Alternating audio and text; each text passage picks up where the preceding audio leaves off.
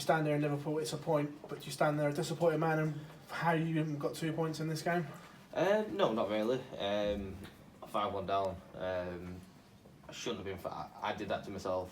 I should have won the first leg comfortably, and then who knows what happened after that. But I was 5-1 down, and I pulled out 4 brilliant legs of darts and got myself back into it. And then I fancied the job. Gary, to be fair to him, took a 95 out, 1 dart, and fair play. It was a great shot. And from 5-1 down, I would have took a point. To be fair, I would have took like getting beat 7-4, 7-5 in my own head. To be fair, but I got the point. Good how I started because I fancied the job tonight. I fancied the 2 points, but when you're 5-1 down to get a 6-all draw, you got to be happy. We saw on the TV when Gary went 5-1 up, the look on your face. You just, how is this even happening right now? Yeah, I was scoring well, but even though I was scoring well, I felt like I didn't have many shots to double.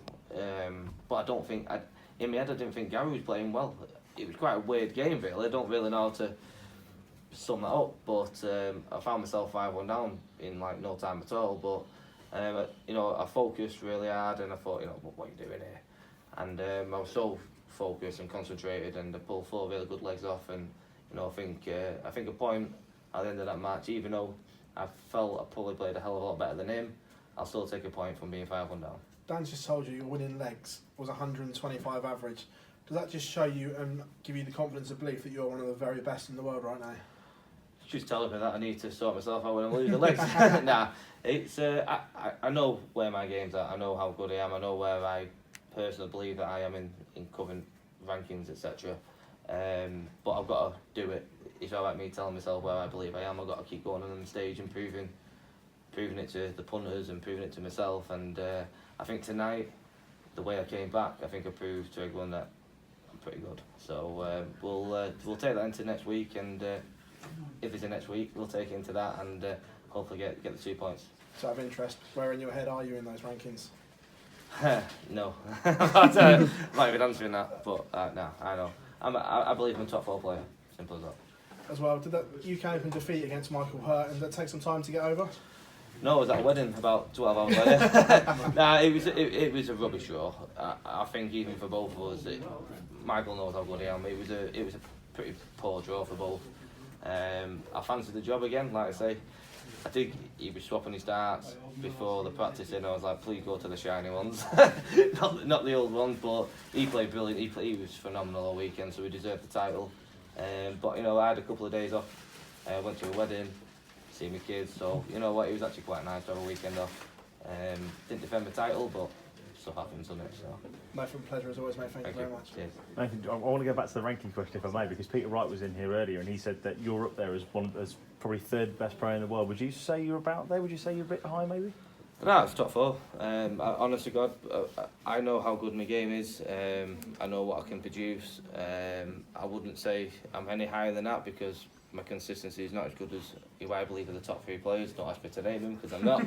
But no, I believe my game's a top 4, and I've just got to work on my consistency and not losing stupid legs like I did tonight.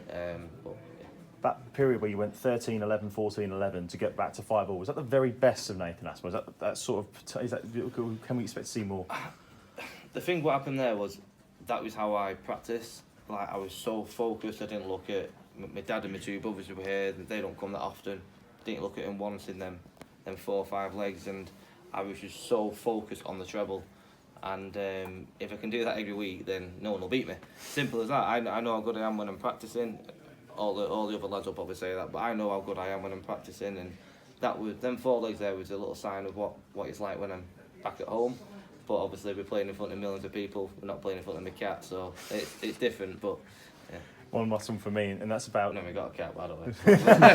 We'll take it anyway. Sounded good, did it? Though? Yeah, it did. Yeah. One last one from me, which is about how this point will matter in the top 4 race, if you like, because you're only 1 point now off that 4th place. You mentioned about the fact you're pretty much there or thereabouts.